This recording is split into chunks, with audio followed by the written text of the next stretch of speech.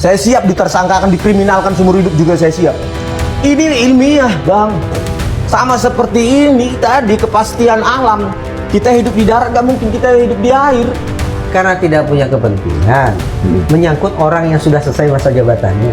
Kenapa masih dikulik-kulik? Masih mengganggu itu kenapa? Kenapa masih usil dalam isu ini, kenapa? Bukan usil, Bang. Ini kan untuk menjawab pertanyaan publik. Apa pertanyaan Bahkan publik? Abang sendiri pun bertanya kan sekarang siapapun.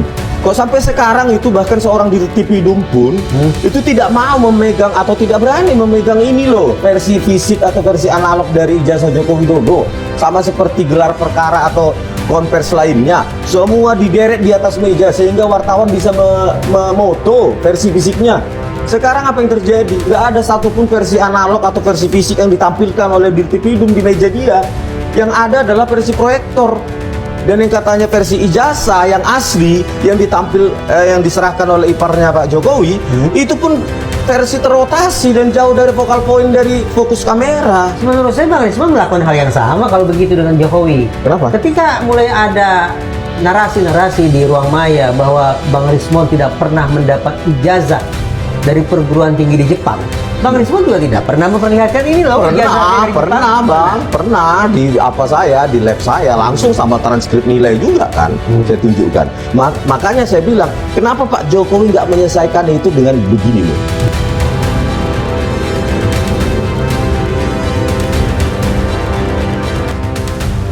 Ini punya saya, ayo datang kalian semua, ini.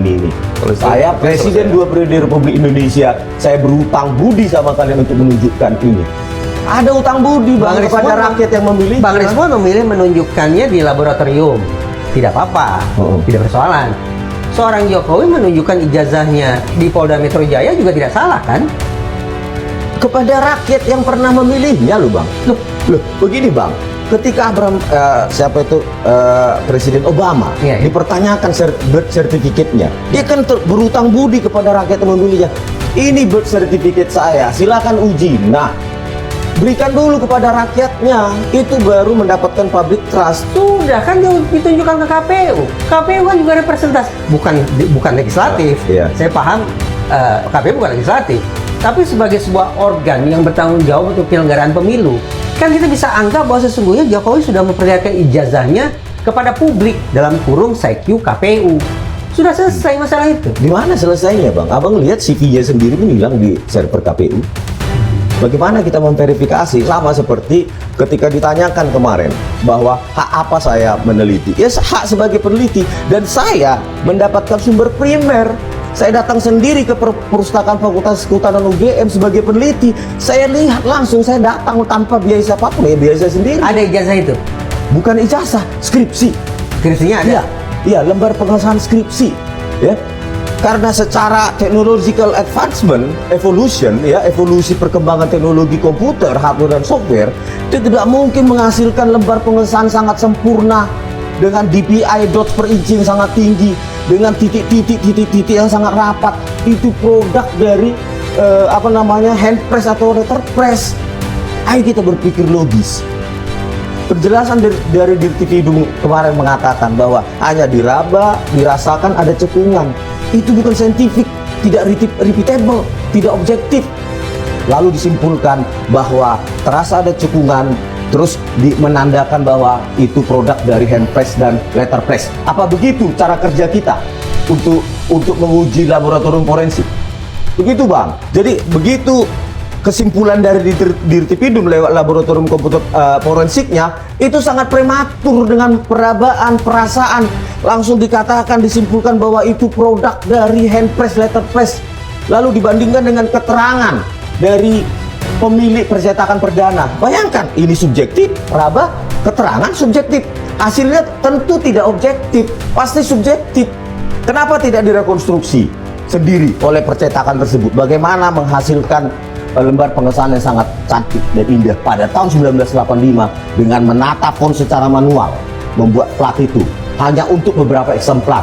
Logis loh Bang. Lantas apa yang Bang Rismon ingin katakan terkait dengan puslap for Mabes Polri?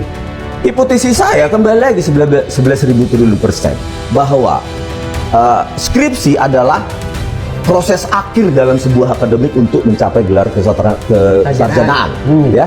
Maka kalau lembar pengesahan skripsi yang secara birokrasi akademik pun melanggar, tidak ada lembar pengesahan terkait dengan dosen penguji. Abang lulusan UGM juga. Iya, saya ada angkatan Jokowi. Iya. Kita ada angkatan Bayangkan Jokowi. tidak ada lembar pengesahan skripsi terkait dosen penguji. Tidak ada itu, Bang. Bahkan 15 April 2025 pertemuan dengan wakil rektor kami tanyakan, nggak ada. Dia memang Yang Bang Rismond katakan sesaat lalu ini, itu kan juga berada di luar ranah digital forensik. bukan, Bang. Kenapa di ranah luar Mengecek digital mana surat pengesahan dari dosen, itu kan bukan urusan digital itu karena forensik. saya dosen, domain saya dosen. Oke. Ya, tetapi kalau lembar pengesahan skripsi, saya analisa, Bang.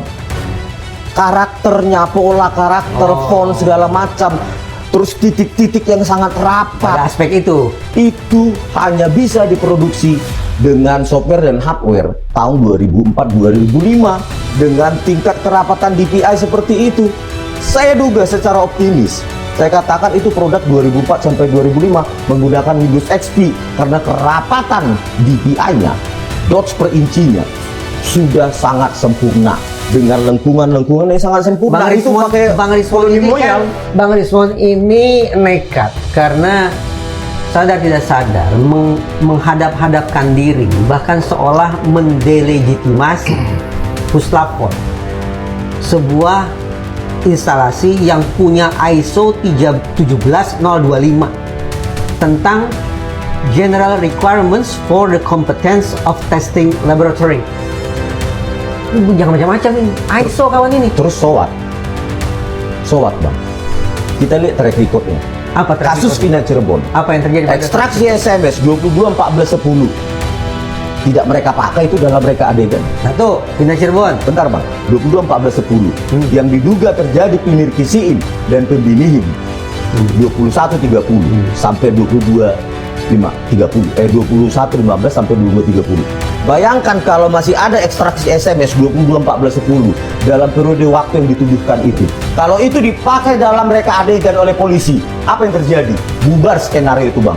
Itu produk polisi. Ya, cuma satu. Kasus Dua, Jessica. Ya, menggunakan e-Redshop, software gratisan yang Windows Operating System. Dan berbohong mengatakan itu software yang memang tersedia di DVR FD161S, DVR Telview. Padahal itu Linux Operating System. Beda alam, di sini laut, di sini udara. Nggak mungkin itu, dan tetap berbohong. Itu produk Laboratorium Komputer Forensik Bareskrim Polri itu. So what? Penipu. Hanya dua Itu kesilapannya. cacat. KM50, mau saya ceritakan. Apalagi KM50, polisi memerintahkan data CCTV, HP di rest area KM50 dihapus. Belum lagi genangan darah, tidak di polis lain, dibersihkan. Terus 20 jam sebelum kejadian 7 Desember, 20 jam sebelumnya, fiber optik putus, percaya nggak? Tidak dianalisa serat optiknya itu bagaimana, digunting, dimakan tikus atau apa, dikena petir. Nggak ada, Bang. Hanya dibilang tidak dapat mengirimkan gambar ke server kami di Bekasi. Percaya nggak itu? Bayangkan, data CCTV, data HP di masyarakat rest area KM50 itu sangat penting dalam digital forensik. Kenapa saya harus lebih percaya pada seorang Rismond? Sementara ada lembaga internasional yang sudah memberikan ISO kepada Puslapor. Sama seperti Abang. Apakah Abang punya Mercedes-Benz yang mahal? Abang bisa jago nyetir? Belum tentu. Apa Abang nggak suka menabrak-nabrak lalu lintas? Sama, ISO itu saya bagaikan mobil mewah. Anda dikasih tools, tetapi belum tentu etika dalam menggunakan tools itu menjadi benar hanya karena Anda punya tools itu.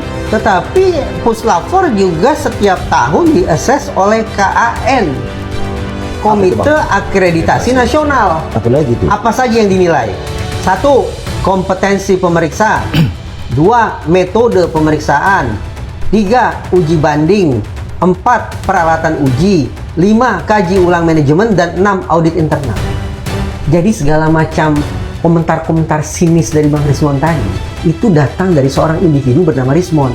Bukan. Sementara ini, lembaga ini sudah dinilai satu komite akreditasi Kalau nasional. itu benar lembaga Dua itu ISO menjalankan internasional. tugasnya dengan benar. dengan benar. Ya. Ya. Kenapa kasus Sambo terjadi? 134 nih, ini kasus Sambo juga. Bahwa terjadi katanya tembak-menembak. Padahal tidak. Kalau mereka melakukan tugasnya, kenapa itu terjadi? Yang saya bilang itu Pak Kasih. Coba apa tuh? KAN. Coba dengarkan ini. Coba periksa metadata dari video CCTV Jessica di BAP Muhammad Nual Azhar dan Christopher Hari Maryanto. Periksa kalau berani.